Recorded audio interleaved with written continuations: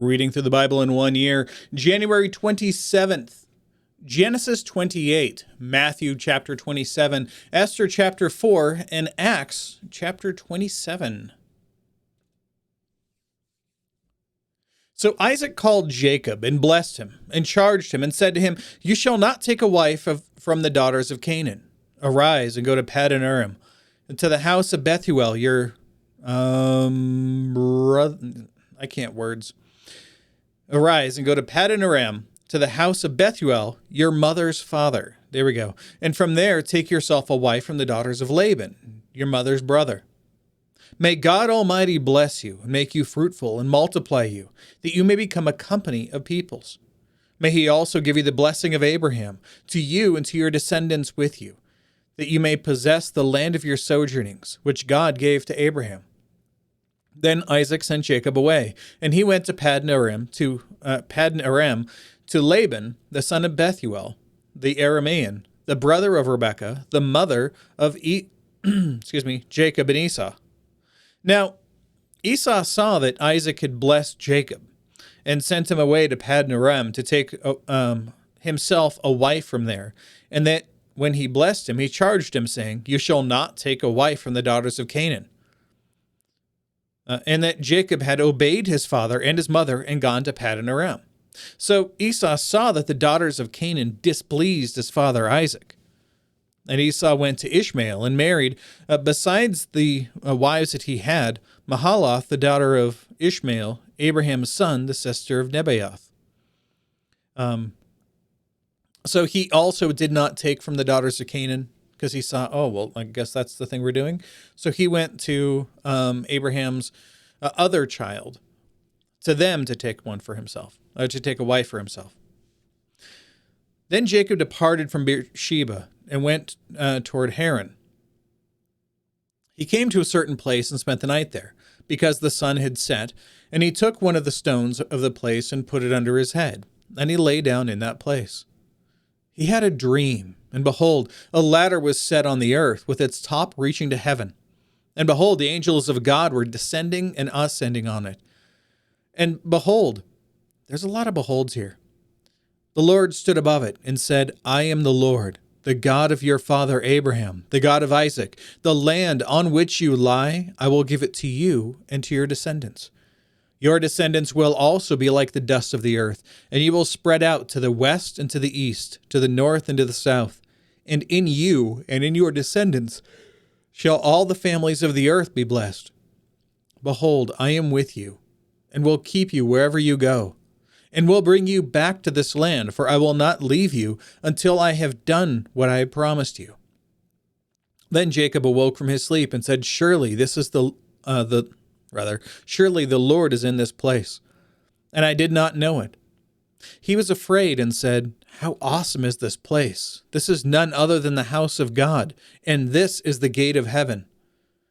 So Jacob rose early in the morning and took the stone that he had put under his head and set it up as a pillar and poured oil on its top. He called the name of that place Bethel. However, previously the name of the city had been Luz. Then Jacob made a vow, saying, "If God will be with me and will keep me on this journey that I will take, and will give me food to eat and garments to wear, and I return to my father's house in safety, then the Lord will be my God." So see how he's like putting it on God to take care of all of these things for him. "This stone which I have set up as a pillar will be God's house, and of all that you give me, I will surely give a tenth to you." Matthew chapter 27. Now, when morning came, all the chief priests and the elders of the people conferred together against Jesus to put him to death. And they bound him and led him away and delivered him to Pilate the governor. Then, when Judas, who had betrayed him, saw that he had been condemned, he felt remorse and returned the 30 pieces of silver to the chief priests and elders, saying, "I have sinned by betraying innocent blood." But they said, What is that to us? See to that yourself." And he threw the pieces of silver into the temple sanctuary and departed. And he went away and hanged himself. The chief priest took the pieces of silver and said, "It is not lawful to put them into the temple treasury, since it is the price of blood." Then they conferred together, and with that money they bought the potter's field as a burial place for strangers. For this is the reason that that field has been called the field of blood, or Edel-Kama, to this day. Then that which was spoken through the prophet Jeremiah was fulfilled. And they took the 30 pieces of silver, the price of one whose price has been set by the sons of Israel, and they gave them for the potter's field, as the Lord directed me. Now Jesus stood before the governor, and the governor questioned him, saying, "Are you the king of the Jews?" And Jesus said to him, "It is as you say." And while he was being accused by the chief priests and elders, he did not answer. Then Pilate said to him, "Do you not hear how many things they testify against you?" And he did not answer him with regard to even a single charge. So the governor was quite amazed. Now, at the feast, the governor was accustomed to release for the people any one prisoner whom they wanted. At that time, they were holding a notorious prisoner called Barabbas. So when the people gathered together, Pilate said to them, "Whom do you want me to release for you, Barabbas or Jesus, who is called Christ?" Again, he's trying to pit it, the worst possible thing. So he's saying, do you really want me to release this terrible person that everybody agrees should die? Or Jesus, let's let him back out. So when the people gathered, I said that. For he knew that because of envy, they had handed him over. While he was sitting on the judgment seat, his wife sent him a message saying, "Have nothing to do with that righteous man. For last night I suffered greatly in a dream because of him." But the chief priests and the elders persuaded the crowds to ask for Barabbas and to put Jesus to death. But the governor said to them, which of the two do you want me to release for you?" And they said, "Barabbas." Pilate said to them, "Then what shall I do with Jesus, who is called Christ?" And they said, "Crucify him." He said, "Why? What evil has he done?" But they kept shouting all the more, saying, "Crucify him." When Pilate saw that he was accomplishing nothing, but rather that a riot was starting, he took water and washed his hands in front of the crowd, saying, "I am innocent of this man's blood. See to that yourselves." And all the people said, "His blood shall be on us and on our children." Then he released Barabbas for them, but after having Jesus scourged, he handed him over to be crucified. Then the soldiers of the governor took Jesus into the praetorium and gathered the whole Roman cohort around him. They stripped him and put a scarlet robe on him, and after twisting together a crown of thorns, they put it on his head and a reed in his right hand, and they knelt down before him and mocked him, saying, "Hail, King of the Jews!" And they spat on him, and they took the reed and began to beat him on the head. After they had mocked him, they took the scarlet robe off him, put his own garments back on him, and led him away to crucify him. As they were coming out, they found a man of Cyrene named Simon, whom they pressed into service to bear his cross. That had to be terrifying for him. And when they came to a place called Golgotha, which means place of a skull, they gave him wine to drink mixed with gall, and after tasting it, he was unwilling to drink. And when they had crucified him, they divided his garments among themselves by casting lots, and sitting down, they began to keep watch over him there. And above his head, they put up the charge against him, which read, "This is Jesus, King of the Jews." At that time, 2 robbers were crucified with him, one on the left and one on his right. And those passing by were hurling abuse at him, wagging their heads and saying, "You who are going to destroy the temple and rebuild it in 3 days, save yourself. If you are the Son of God, come down from the cross." And the same way the chief priests also, along with the scribes and elders, were mocking him and saying, "He saved others, but he can't even save himself. He is the King of Israel. Let him come down now from the cross, and then we will believe in him. He trusts in God. Let God rescue him now if he delights in him. For he said, 'I am the Son of God.'" The robbers who had been crucified with him were also insulting him with the same words. Now from the 6th hour, noon, darkness fell upon the land until the 9th hour, about 3 p.m. About the 9th hour, Jesus cried out with a loud voice, saying, "Eli, Eli, lama sabachthani," which is, my God, why have you forsaken me?" And some of those who were standing there, when they heard it, began saying that this man is calling for Elijah. And immediately one of them ran, and taking a sponge, he filled it with sour wine and put it on a reed and gave him a drink. But the rest of them said, "Let us see whether Elijah will come to save him." And Jesus cried out again, and with a loud voice, he yielded up his spirit. And behold, the veil of the temple was torn in two from top to bottom. It's important. And the earth shook, and the rocks were split, and tombs were opened, and many bodies of the saints who had fallen asleep were raised. And coming out of the tombs, after his resurrection, they entered the holy city and appeared to many. Now, the centurion and those who were with him, keeping guard over Jesus, when they saw the earthquake and the things that were happening, became very frightened and said, "Truly, this was the Son of God." Many women were looking on from a distance who had followed Jesus from Galilee while ministering to him. Among them was Mary Magdalene, Mary, the mother of James and Joseph, and the mother of the sons of Zebedee. When it was evening, there came a rich man from Arimathea named Joseph, who himself had become a disciple of Jesus. This man went to Pilate and asked for the body of Jesus. Then Pilate ordered it to be given to him. And Joseph took the body and wrapped it in a clean cloth and laid it in his own new tomb, which he had hewn out in the rock. And he rolled a large stone against the entrance of the tomb and went away. And Mary Magdalene was there, and the other Mary, sitting opposite the grave. Now, on the next day, the day after the preparation, the chief priests and the Pharisees gathered together with Pilate and said, "Sir, we remember that when he was still alive, that deceiver said, 'After 3 days I am to rise again.' Therefore, give orders for the grave to be made secure until the 3rd day. Otherwise, his disciples may come and steal him away and say to the people, 'He has risen from the dead.' And the last deception will be worse than the first." Pilate said to them, "You have a guard. Go, make it as secure as you know how." And they went and made the grave secure. And along with the guard, they set a seal on the stone. Now, Esther chapter 4. I'm going to scroll through here so you can see these notes, because they are, as usual, very good.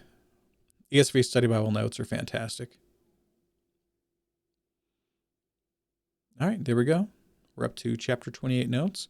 All right, let's go to Esther chapter 4. When Mordecai learned all that had been done, he tore his clothes and put on sackcloth and ashes, and went out into the midst of the city and wailed loudly and bitterly. He went as far as the king's gate, for no one was allowed to enter the king's gate clothed in sackcloth. In each and every province where the command and decree of the king came, there was great mourning among the Jews, with fasting, weeping, and wailing, and many lay on sackcloth and ashes. Then Esther's maidens and her eunuchs came and told her, and the queen writhed in great anguish. And she sent him garments to clothe Mordecai, that he might remove his sackcloth from him, but he did not accept them. Then Esther summoned Hathach from the king's eunuchs, whom the king had appointed to attend her, and ordered him to go to Mordecai to learn what this was and why it was. So Hathach went to Mordecai to the city square in front of the king's gate. Mordecai told him all that had happened to him, and the exact amount of money that Haman had promised to pay to the king's treasuries for the destruction of the Jews. He also gave him a copy of the text of the edict, which had been issued in Susa for their destruction, that he might show Esther and inform her, and to order her to go to the king to implore his favor. And he pleaded with him, to plead with him for her people. Hathach came back and related Mordecai's words to Esther. Then Esther spoke to Hathach and ordered him to reply to Mordecai. All the king's servants and the people of the king's provinces know that for any man or woman who comes to the king, to the inner court, who is not summoned, he has but one law, that he ought to be put to death, unless the king holds out to him the golden scepter so that he may live. And I have not been summoned to come to the king for these 30 days. They related Esther's words to Mordecai. Then Mordecai told them to reply to Esther, "Do not imagine that you in the king's palace can escape any more than all the Jews. For if you remain silent at this time, relief and deliverance will arise for the Jews from another place, and you and your father's house will perish.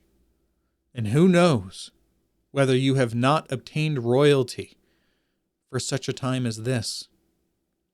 Then Esther told them to reply to Mordecai, "Go, assemble all the Jews who are found in Susa, and fast for me. Do not eat or drink for 3 days, night or day. And I and my maidens will also fast in the same way. And thus I will go to the king, which is not according to the law. And if I perish, I perish." So Mordecai went away and did just as Esther had commanded him.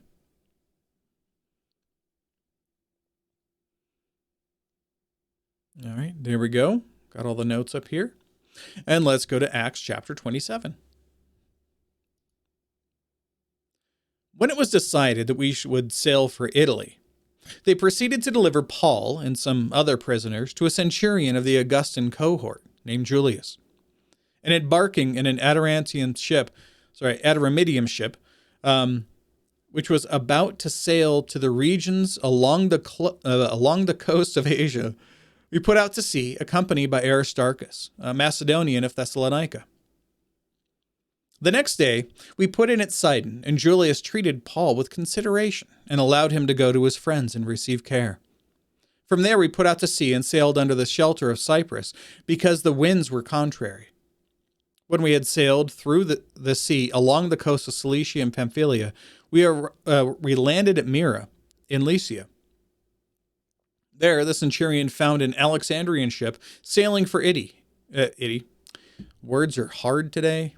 Just putting it out there. Sailing for Italy. Looks like a boot. And he put us aboard it. When we had sailed slowly for a good many days, and with difficulty had arrived off of Cnidus,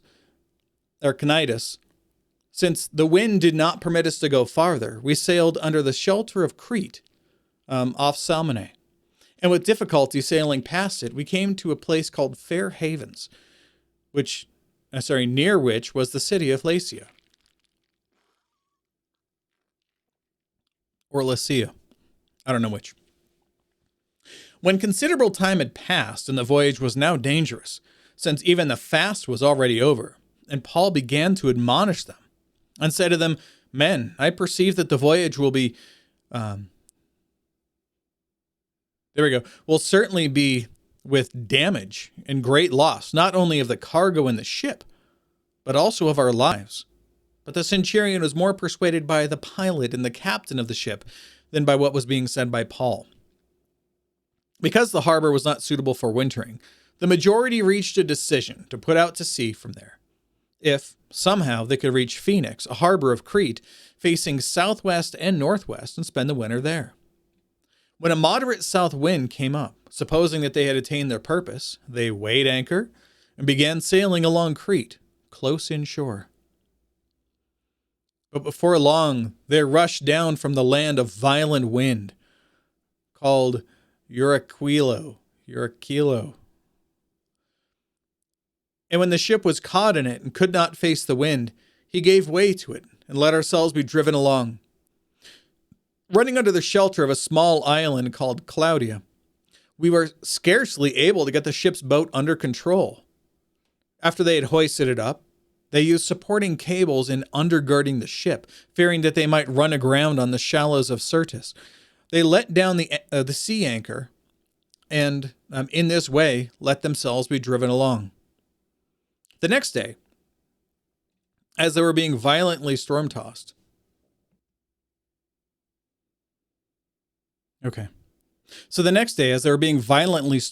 they began to jettison cargo. And on the third day, they threw the ship's tackle overboard with their own hands. Since neither sun nor stars appeared for many days, and no small storm was assailing us, from then on, all hope of our being saved was gradually abandoned.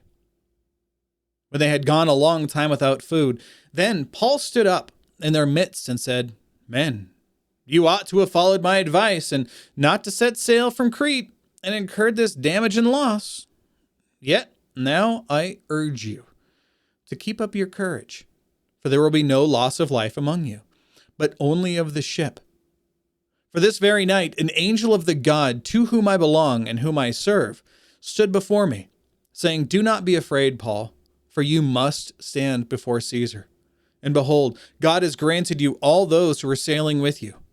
Therefore, keep up your courage, men, for I believe that God, that it will turn out exactly as I have been told. But we must run aground on some certain island. But when the 14th night came, as we were being driven along about in the Adriatic Sea, about midnight, the sailors began to surmise that they were approaching some land. They took soundings and found it to be 20 fathoms, and a little farther on they took soundings and found it to be 15 fathoms. Fearing that we might run aground somewhere on the rocks, they cast 4 anchors from the stern and wished for daybreak. But as the sailors were trying to escape from the ship and had let down the ship's boat into the sea on the pretense of intending to lay down anchors from the bow, Paul said to the centurion and the soldiers, Unless these men remain in the ship, you yourselves cannot be saved. Then the soldiers cut away the ropes of the ship's boat and let it fall away. Until the day was about to dawn, Paul was encouraging them all to take some food, saying, Today is the 14th day that you've been constantly watching and going without eating, having taken nothing. Therefore, I encourage you to take some food. This is for your preservation, for not a hair of the head of any of you will perish. Having said this, he took bread and gave thanks to God in the presence of all, and he broke it and began to eat.